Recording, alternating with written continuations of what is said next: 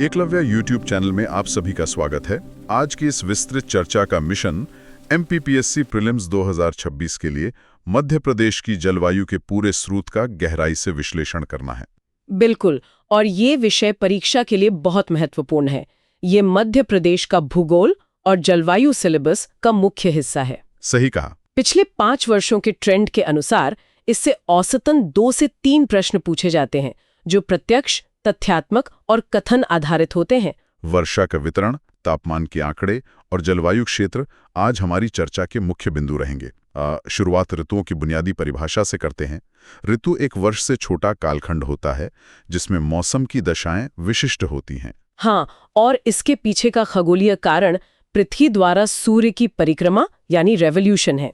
और सूर्य की स्थिति में बदलाव के कारण? सूर्य की स्थिति में बदलाव के कारण ही तापमान, वर्षा और आर्द्रता में बदलाव आता है, जिसके कारण भारत और मध्य प्रदेश में मुख्य रूप से 3 ऋतुएं पाई जाती हैं। जी, इसी अद्भुत प्राकृतिक विविधता के कारण भारत को प्रकृति का पुण्य लीला स्थल कहा गया है। तो पहली ऋतु यानी ग्रीष्म ऋतु पर आते हैं, जिसे स्थानीय भाषा में यूनाला कहा जाता है। हाँ, यूनाला। इसकी अवधि मध्य मार्च से मध्य जून तक होती है। इस दौरान तापमान के आंकड़े क्या कहते हैं? देखिए, मार्च के बाद तापमान में निरंतर वृद्धि होती है और मई माह में पूरे मध्य प्रदेश का तापमान सर्वाधिक होता है। अत्यधिक गर्मी के कारण? अत्यधिक गर्मी के कारण वनस्पति कम होती है। अगर उत्तरी मध्य प्रदेश की बात करें तो वहाँ औसत तापमान 29.4 डिग्री सेल्सियस से ऊपर रहता है। और वो 40 डिग्री की समताप रेखा? 40 डिग्री सेल्सियस की समताप रेखा या आइजोथर्म ग्वालियर, मुरैना और दतिया को घिरती है। मई में चलने वाली गर्म हवाओं को लू कहते हैं। बिल्कुल, लू। और सबसे गर्म स्थान औसत रूप से गंज बासौदा है। इसके अलावा भी कुछ स्थान है हाँ, इसके अलावा खजुराहो और नौगांव में भी रिकॉर्ड हाई तापमान दर्ज किया गया है। अब सर्दियों की ओर रुख करते हैं, जिसे मध्य प्रदेश में सियाला कहते हैं।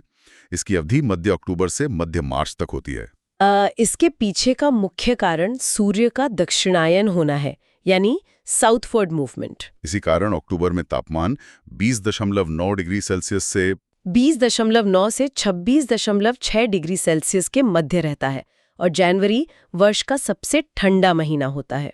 एक बहुत ही रोचक शब्द है मावट या माहोट। इसे डिकोड करें तो? मावट दरअसल पश्चिमी विक्षोभ यानी वेस्टर्न डिस्टर्बेंस के चक्रवात हैं, जो पश्चिम दिशा से आते हैं। भूमध्य सागर की ओर से? हाँ जी, भूमध्य सागर की ओर से, और उनके कारण होने वाली हल्की वर्षा को मावट कहते हैं। यह कृषि के लिए, विशेषकर रबी की फसल के लिए अत्यंत लाभकारी है। बहुत लाभकारी है। और इसी दौरान पठारी और पहाड़ी भागों में पाला यानी फ्रॉस्ट व कोहरा यानी फॉग भी पड़ता है। इसके बाद मॉनसून के मौसम चौमासा की शुरुआत होती है, जो मध्य जून से शुरू होकर सितंबर अक्टूबर तक चलता है। मॉनसून के आगमन का कारण उत्तर पश्चिमी भारत में बनने वाला न्यून वायुदाब या लो प्रेशर का केंद्र है, जो हवाओं को आकर्षित करता है। प्रदेश में दक्षिण पश्चिमी मानसून की दोनों शाखाओं से वर्षा होती है? हाँ, दोनों शाखाओं से, यानी अरब सागर शाखा और बंगाल की खाड़ी शाखा, दोनों से।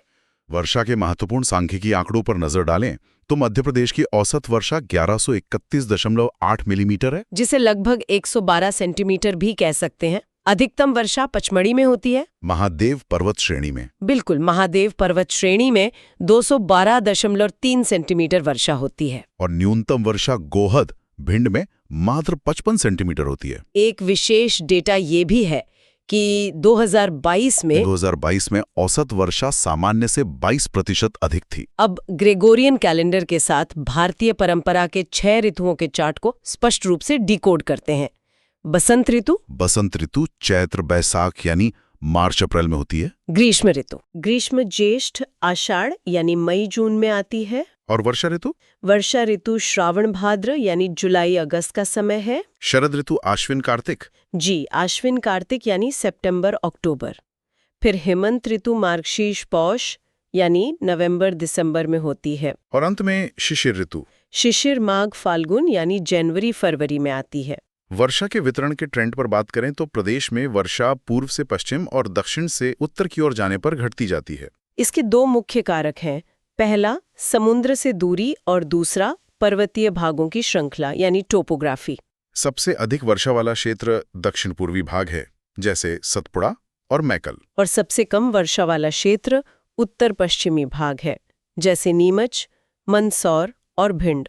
आधिकारिक स्रोतों के आधार पर वर्षा क्षेत्रों का विस्तृत वर्गीकरण करें तो न्यून वर्षा क्षेत्र, जहां 75 सेंटीमीटर से कम वर्षा होती है। यह पश्चिम मध्य प्रदेश का हिस्सा है जिसमें भिंड, मुरैना, ग्वालियर, रतलाम और धार आते हैं। औसत से कम वर्षा क्षेत्र 75 से 100 सेंटीमीटर। ये मध्य व उत्तर पूर्वी भाग है, जैसे बैतूल, भोपाल, सागर और छतरपुर। फिर औसत वर्षा क्षेत्र ये भी 75 से 100 सेंटीमीटर है।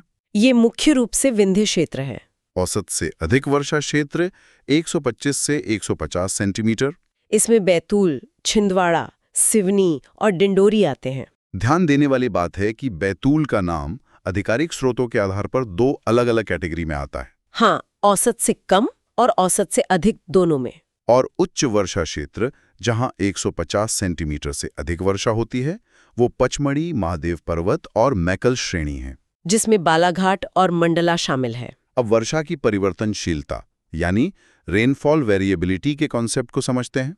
यह औसत वर्षा से विचलन या डेविएशन होता है। इसका नियम यह है कि कम वर्षा मतलब अधिक परिवर्तनशीलता। दोनों में इनवर्स रिलेशनशिप है। बिल्कुल। भिंड में ये 48.4% है, जो सबसे अधिक है, जबकि पूर्वी मध्य प्रदेश में ये कम है और राज्य का औसत लगभग 19.5% है। तापमान के वितरण पर चर्चा करें जो मार्च से जून तक होता है। मार्च में सूर्य के उत्तरायण होते ही तापमान 38 डिग्री से 38 डिग्री सेल्सियस से 46 डिग्री सेल्सियस तक बढ़ने लगता है। समताप रेखाएं पूर्व से पश्चिम की ओर होती हैं। यहाँ एक महत्वपूर्ण अंतर समझना होगा।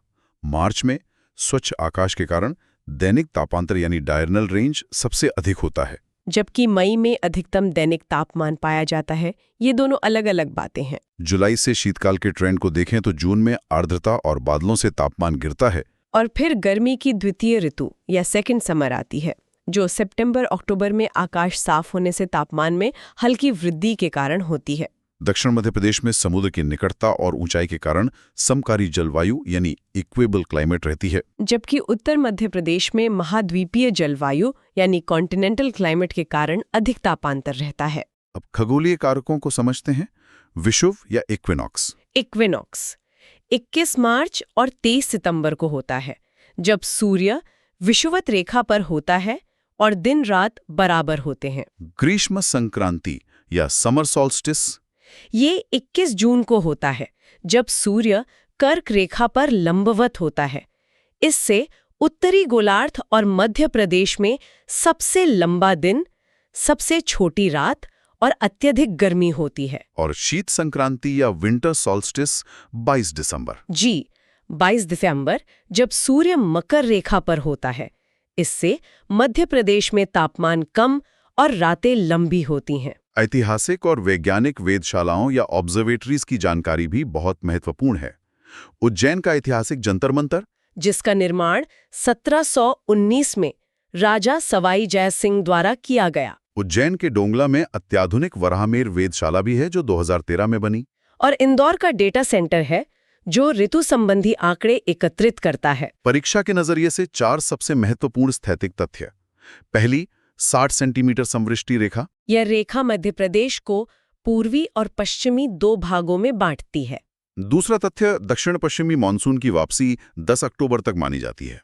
तीसरा तथ्य, मध्य प्रदेश की जलवायु उपोष्ण कटिबंधीय यानी सब ट्रॉपिकल और मानसूनी है। और चौथा तथ्य, उत्तरी क्षेत्र में वार्षिक तापांतर दक्षिण से अधिक होता है। इन सभी जानकारियों को अगर समेटा जाए तो MPPSC प्रीलिम्स 2026 के लिए एक बेहतरीन रिवीजन फोकस तैयार होता है। पचमढ़ी बनाम भिंड की वर्षा आंकड़े, लेटेस्ट औसत वर्षा 1131.8 मिलीमीटर, लू और मावट जैसी शब्दावली और 21 जून कर्क रेखा व जंतर मंतर जैसे तथ्य।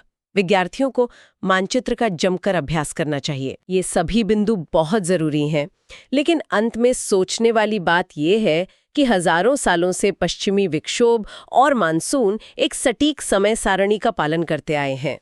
क्या ग्लोबल वार्मिंग और जलवायु परिवर्तन के कारण मध्य प्रदेश का ये चौमासा और मावट अपना पारंपरिक चक्र पूरी तरह भूल जाएंगे? ये एक ऐसा मुद्दा है जिस पर हर भावी प्रशासक को सोचना चाहिए। ऐसे ही क्विक रिवीजन टॉपिक्स के लिए एकलव्य YouTube चैनल को सब्सक्राइब करें।